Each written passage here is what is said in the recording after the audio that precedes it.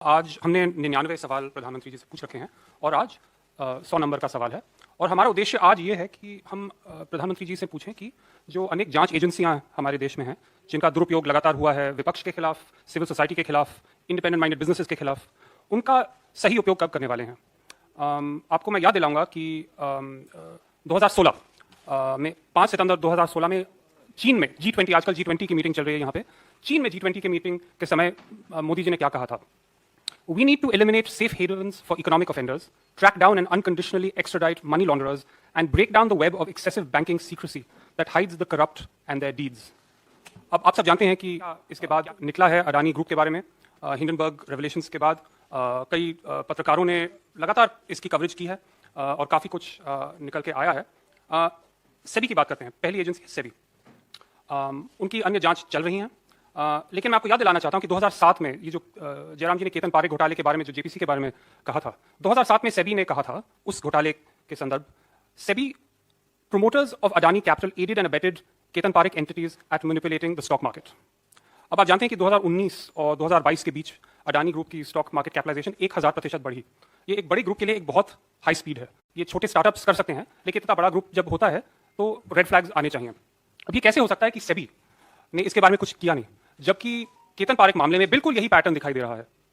तो हम प्रधानमंत्री जी से पूछना चाहते हैं, हालांकि सेबी एक क्वाज़ी जुडिशियल सेपरेट बॉडी है, लेकिन क्या उस पर कुछ दबाव आया कि ये जांच लॉजिकल कंक्लूजन तक नहीं ली गई। दूसरी बात जो है, हम सब जानते हैं कि अन्य शेल कंपनीज जो हैं अडानी ग्रुप से जिनका रिश्ता है, मोंटेरोजा है, इलारा इंडिया अपॉर्चुनिटीज फंड है। मोंटेरोजा के 37,000 करोड़ इन्वेस्टमेंट था अडानी ग्रुप में, इलारा का 24,000 करोड़ इन्वेस्टमेंट था अडानी ग्रुप में। ये जो राउंड ट्रिपिंग और मनी लॉन्ड्रिंग के आरोप हैं, ये क्लियरली दिखाई देता है कि इसमें ये सारी रिलेटेड पार्टीज थी। जैसे कि मोंटेरोजा के सीईओ का अडानी फैमिली से रिश्ता है, जो इलारा ग्रुप है उसका क्लियर रिश्ता है विनोद अडानी जी से और अडानी ग्रुप से। तो इसकी जांच कब होगी, कैसे होगी, ये हम जानना चाहते हैं। अब इन्फोर्समेंट डायरेक्टरेट को लीजिए। जैसे कि मैंने कहा, इन्फोर्समेंट डायरेक्टरेट ने तो कई केसेस लगा रखे हैं विपक्ष के खिलाफ। ईडी का लक्ष्य है money laundering, foreign exchange violations और इकोनॉमिक फ्यूजिटिव्स पे जांच करना। मैं आपको एक दो उदाहरण देता हूं।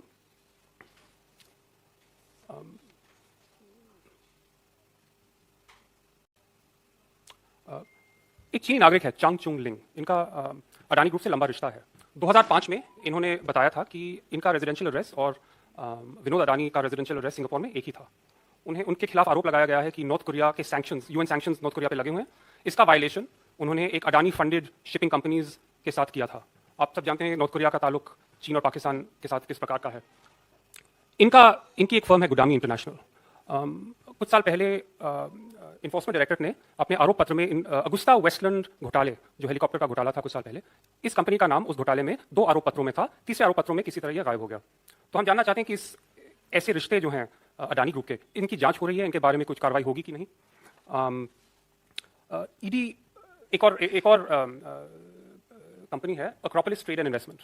आप जानते हैं कि अंबुजा सीमेंट का टेकओवर पिछले साल हुआ था और हमें पता चला, आप सबको पता है कि विनोद अडानी इनके अल्टीमेट बेनिफिशियल ओनर्स हैं। बहुत सारी शेल कंपनीज हैं, लेकिन ये पता चल गया कि मतलब उन्होंने डिक्लेयर किया, ये बात छुपाई नहीं, कि वो अल्टीमेट बेनिफिशियल ओनर हैं। एक शेल कंपनी अक्रोपोलिस, 2020-21 में उसके रेवेन्यूज $7 बिलियन थे, प्रॉफिट भी 51,000 करोड़ रुपए। अगले साल उसके प्रॉफिट्स और इनकम जीरो थे, वैसे उनका थोड़ा सा नेगेटिव में था प्रॉफिट। तो ये कैसे हो सकता है कि एक शेल कंपनी एक साल में $7 बिलियन कमा रही है और अगले साल शून्य कमा रही है। एक बड़ी महत्वपूर्ण कंपनी का ओनरशिप है, भारत की एक महत्वपूर्ण कंपनी का सीमेंट सेक्टर में, और ये सारी हरकतें हो रही हैं और इसकी कोई जांच नहीं है, इसके बारे में कुछ कहा नहीं जा रहा है। तो ईडी इस मामले की जांच कब करेगी और कैसे करेगी, ये हम जानना चाहते हैं। एक और एजेंसी है serious fraud investigation office, ministry of corporate affairs में। व्हाइट कॉलर क्राइम इनका में इन्वेस्टिगेशन होता है।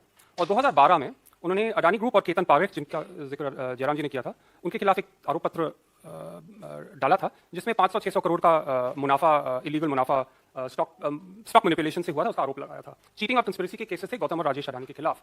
लेकिन इसके बाद एसएफआईओ ने कुछ नहीं किया और हिंडनबर्ग की रिपोर्ट के 1 महीने बाद वो केस फिर से शुरू हो गया।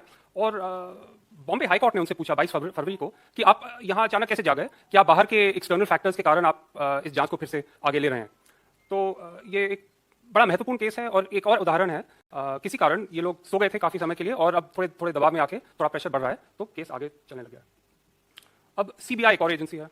आप सबको पता है कि ईडी की तरह सीबीआई ने कुछ साल पहले 2019 में मुंबई एयरपोर्ट के प्रीवियस ओनर के खिलाफ रेड्स किए थे और उसके कुछ ही महीने बाद अडानी ग्रुप, लेकिन एक दूसरा केस था ओवर इन्वॉइसिंग ऑफ इंडोनेशियन कोल, वो भी महाराष्ट्र में ही था और वो चलता गया क्योंकि कोई दूसरी कंपनी से संबंधित था, कोई दिल्ली वाली कंपनी थी। तो ये बड़ा सिलेक्टिव सा उनका अप्रोच है कि जहां भी अडानी ग्रुप को फायदा होता है वो केस बंद हो जाता है या पॉलिसी बदली जाती है, और जो किसी और कंपनी से संबंधित कोई कार्रवाई चल रही है वो आगे चलती रहती है।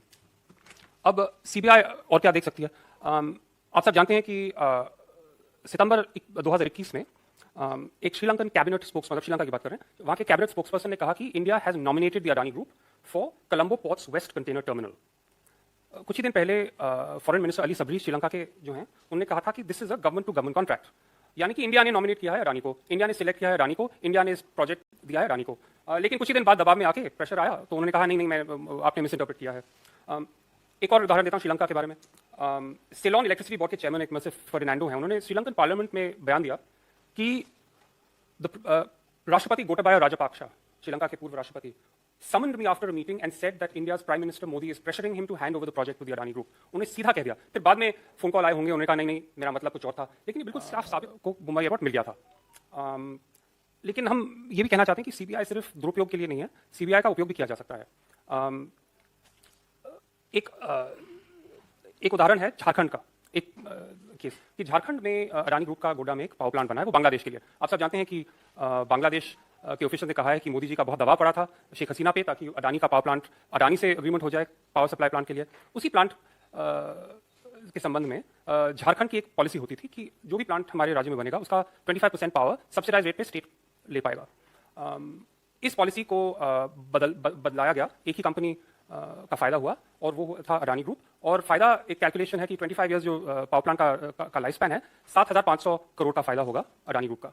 अब ये पॉलिसी जो कई सालों से चल रही थी बदली कैसे, किसने इस पर दबाव डाला, ये इसकी जांच जरूर होनी चाहिए क्योंकि ये पैसा सीधे झारखंड के कंज्यूमर्स की जेब से आ रहा है।